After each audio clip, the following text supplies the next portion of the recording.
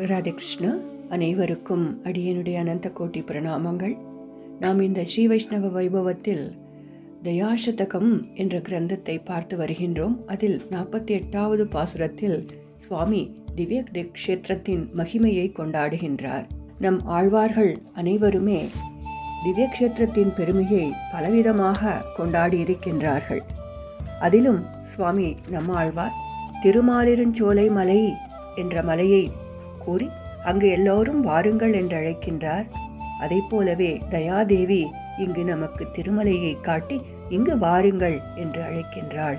இவரே இங்கு இருக்கக்கூடிய சிவப்பதியே உன்னுடைய ஆத்மாவுக்கு அதிகாரி என்று காட்டுகின்றார். அங்கு நம்மாழ்வார் கூறினார், கிளரொளி இளமை கெடுவதன் முன்னம் வளரொளி மாயோன் மருவிய கோயில் வளரிளம் பொழில் சூழ் மாலிரஞ்சோலை தளர்விதலாகில் சார்வது சதிரே என்று இளமை இருக்கும்போதே, அறிவு நன்னா இருக்கும்போதே வரணும் அப்படிங்கிறார். ஞானம் நன்னா இருக்கும்போதே வரணும். பரவாயில்ல, இன்னைக்கு தான் எனக்கு 20 வயசு ஆறுது.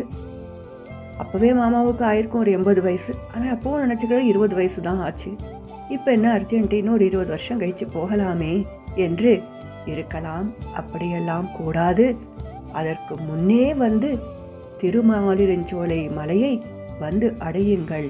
இதுவே உங்கள் ஆத்மாவிற்கு உஜ்ஜீவத்தை தரக்கூடியது என்று காட்டியது போல் இங்கும் சுவாமி தேசிகர் தயாதேவி எப்படி நமக்கு கிருபை பண்ணுகிறாள் என்பதை இந்த க்ஷேத்திரத்தின் மகிமை மூலம் வெளியிடுகின்றார். பாசுரம்: தெய்வாத் பிராப்தே விருஷகிரி தடம் தேஹி நித்வன்னிதானாத் ஸ்வாமின் பாஹித்யவசவசனே விந்ததி ஸ்வாபமந்த்யம் தேவ ஸ்ரீமான் திஷதி கருணே திருஷ்டிமிச்சந்த்வதீயாம் உத்காதேன ஸ்ருதி பரிஷதா முத்தரேனாபிமுக்கியம் என்று க்ஷேத்திரத்தின் மகிமையை மிகவும் அழகாக வெளியிடுகின்றார். திருமலையின் பெருமை அப்படி என்ன? ஒருவன் திருவேங்கடமலைக்கு செல்ல வேண்டும் என்று நினைப்பதும் தயாதேவியின் கருணையாலே அது அவனுக்கு ஏற்பட்டு அப்படி அவன் திருமலை யாத்திரை செல்கின்றான் என்று வைத்துக்கொள்வோம். அந்த சமயத்தில் அவனுக்கு மரண காலம் வந்து விடுகிறது என்றாலும் அவன் வாயினின்று அந்த ஜீவாத்மாவின் வாயிலிருந்து சுவாமி காத்தருள் என்று 2 சொற்கள் வந்துவிடும்படி தயாதேவியை செய்கின்றாள். அந்த சொற்கள் அவனுக்கு கரண கலேபரங்கள் அனைத்தும் அழிந்த பிறகு வருமா என்றால் வராது. ஆனால் அப்படி வரும்படி செய்யக்கூடியவள் அங்கு திருமலையில் காத்திருக்கின்றாள். அவளே நம் தயாதேவி. இந்த சொற்களை ஏன் வரவழைக்கின்றாள்? இவன் வாயிலிருந்து சுவாமி காத்தருள் என்றும் இவன் கூறும் வார்த்தை அந்த திருவேங்கடமுடையானிடம் சென்று காதில் விழும்படியும் செய்கின்றாள். சுவாமி, உம்மை யாரோ அழைக்கின்றனரே, சென்று வாருங்கள் என்று ஸ்ரீயப்பதி சமேதமாக தாயாருடன் அந்த ஜீவாத்மாவின் முன் அவனை முக்கியமாக கொண்டு வந்து நிறுத்துகின்றாள். எப்படி ஒரு பிரணவ மந்திரம் இதை செய்யுமோ அதை போல் நமக்காக நம் தயாதேவி இங்கு செய்கின்றாள். இதையே நம் ஆழ்வார்கள் ஆச்சாரியர்கள் அனைவருமே கொண்டாடினார்கள். நமக்கு தாயாக இருந்து நம்மை வழிநடத்தும் ஸ்ரீ ஆண்டாள் பகவானே நமக்கு கதி என்பதும் அவனே நம்மை ரட்சிக்க கூடியவன் என்பதை காட்டவே திருப்பாவையில் பல இடங்களில் நாராயணனே நமக்கே பறை தருவான் என்றும் நீ எங்களை குற்றேவல் கொள்ள வேண்டும் என்றும் 7 பிறவிக்கும் உனக்கே நாம் ஆட்செய்வோம் என்றும் பல இடங்களில் காட்டி ஜீவாத்மாவை உத்தாரம் செய்வது உனது கடமையே என்று கூறுவது போல் இங்கு தயாதேவியும் ஜீவாத்மாவை உத்தாரம் செய்வதற்கு பகவானுக்கு கூட நிற்கின்றாள். அப்படி தயாதேவி செய்த பின் ஜீவாத்மா எப்படி எம்பெருமானிடம் சரணாகதனாக ஆகின்றான்? இது திவ்ய க்ஷேத்திரத்தின் பெருமை என்றோ? தாயே தந்தை என்றும் தாரமே கிளையே மக்களென்றும் நோயே பட்டொழிந்தேன் உன்னை காண்பதோர் ஆசையினால் வேயே பூம்பொழில் சூழ் விரையார் திருவேங்கடவா நாயேன் வந்தடைந்தேன் நல்கியாளினை கொண்டருளே என்று தன்னுடைய அவகுணங்களை கூறிக்கொண்டு எம்பெருமானிடம் சரணாகதியாக வரும்படி செய்வதும் நம் தயாதேவியினுடைய கிருபையாலே என்று மிகவும் ஆச்சரியமாக சுவாமி இங்கு அருளிச் செய்துள்ளார். இந்த 49வது பாசுரத்தில் மோட்சத்திற்கு காரணமாக இருப்பவள் தயாதேவியே என்றே வெளியிடப்படுகிறது.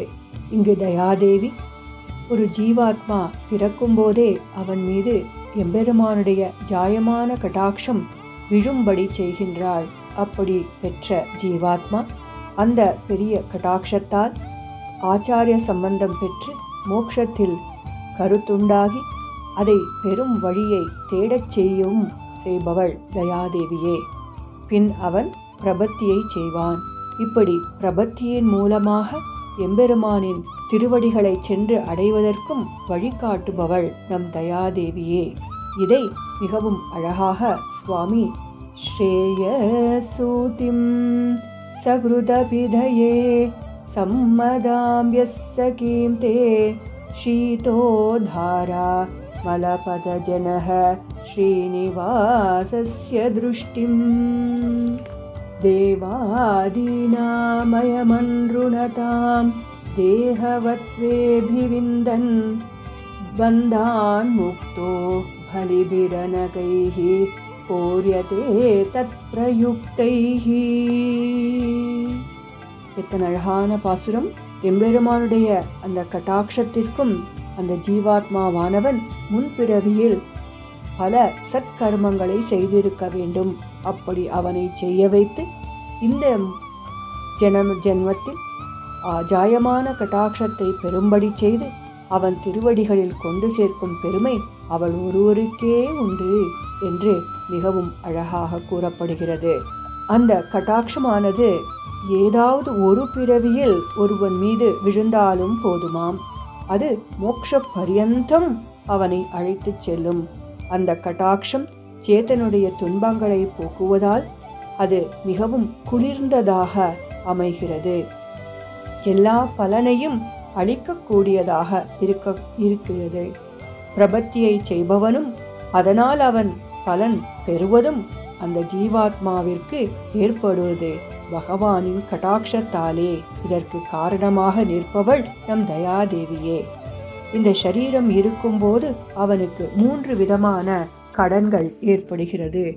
அது தேவகடன், பித்ரு கடன், முனிவர் கடன் என்பன ஏற்படுகின்றன.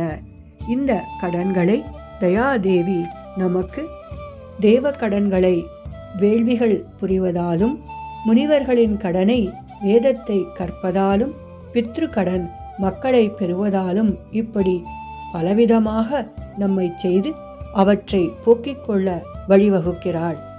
எம்பெருமானின் கட்டாட்சம் பெற்று மோட்சத்திற்கு உபாயமான பிரபத்தியை செய்யும்படியும் செய்கிறாள். இந்த சரீரம் இருக்கும்போதே அவன் இத்தனை கடன்களையும் தீர்த்து கொள்ளவும் வழிவகுக்கிறாள். உரிய காலத்தில் அவன் சரீரத்தை விடும்போது சம்சார பந்தம் நீக்கி அர்ச்சிராதி மார்க்கமாக அவனை மோட்சத்திற்கு செல்ல வழிவகுக்கிறாள். அப்பொழுது வழியில் முன்பு இருக்கக்கூடியவர்கள் கடன் என்று இவனை நினையாமல் தேவர்கள் அனைவரும் ஒன்று கூடி இவனை மிகவும் மகிழ்ச்சியுடன் வரவேற்கின்றார்கள். அவர்கள் அந்த ஜீவாத்மாவை உபசரித்து அவனுக்கு தகுந்த காணிக்கைகளை கொடுத்து எம்பெருமானின் திருவடிக்கு சென்று சேரும்படி செய்கின்றார்கள். இது எப்படி உள்ளது?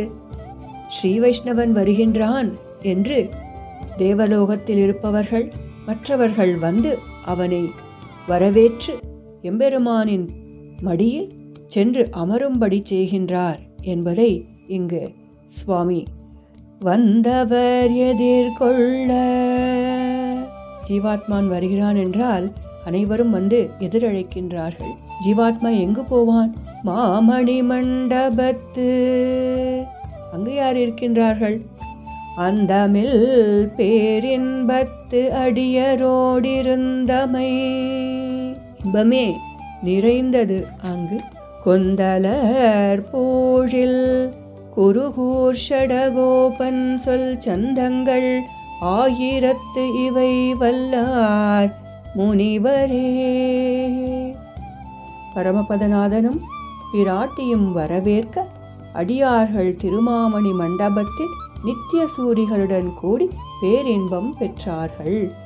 இதனை பூஞ்சோலை உள்ள குருகூர் வாசி ஸ்ரீ ஷடகோபர் இந்த பதிகத்தில் பாடினார். இந்த 1000 பத்துக்களும் வல்லவர்கள் முனிவராவார்கள் என்று அங்கு எப்படி கூறப்பட்டுள்ளதோ அதை போல நமக்கு இந்த 49வது பாசுரம் அருளி செய்யப்பட்டுள்ளது.